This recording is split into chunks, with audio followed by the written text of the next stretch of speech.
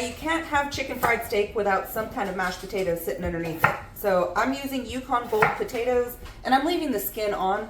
I'm being lazy tonight. You just want to roughly chop these up, just very roughly. I'm cutting them in half and then quartering those halves. If you want to peel your potatoes, go ahead and peel them. I'm not going to. Throw these in your pot and then give them a quick rinse. Now y'all are probably going to think that I'm weird for this. I'm going to add 3 garlic cloves straight into my pot with the potatoes, and I'm going to let that boil together. Once you filled up your pot with cold water, add in your 3 garlic cloves and then turn your heat onto medium-high. Now I am making green beans, so I'm just going to finely chop half of an onion. Then I'm going to mince up 4 garlic cloves. Now set that to the side and grab your bacon. And you just want to cut this up into smaller sections. That's about the size that I'm using. I'm also using thick cut bacon. Grab your Pendeja Beater 1200 and start heating this up. You want to heat it up on medium-high, and then once that's hot, we're going to throw in a little bit of oil. These are the type of green beans that I'm using. I'm just going to cut off the ends and then cut them in half, just like that. I'm going to go through my whole bag.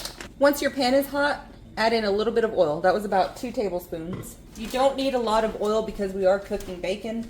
Just go ahead and put that in there.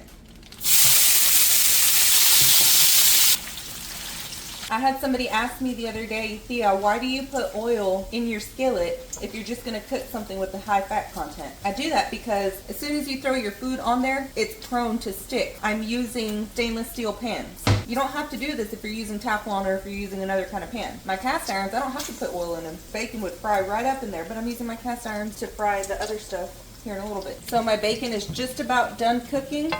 So I'm going to pull it out and throw it in a bowl. I'm not worried about the extra grease that's coming off with it. That's just gonna help flavor the green beans when we're cooking those. Now what I am gonna do is I'm gonna scrape out a lot of this excess oil and we're gonna save that. That is liquid gold right now.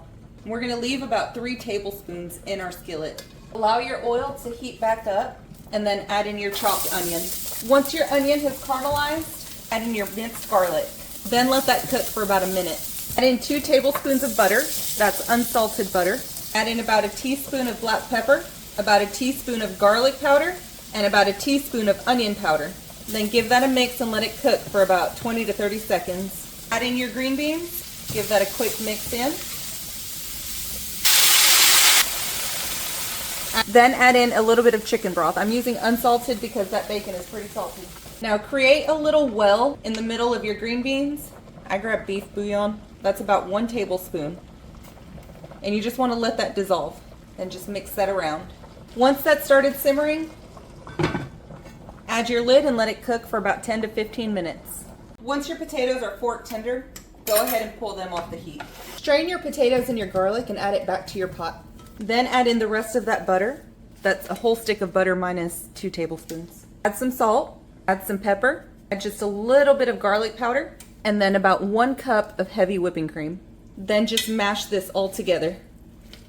I like mine a little clumpier, so if you want to leave clumps, don't mash it as much. If you want it a little smoother, mash your freaking heart out.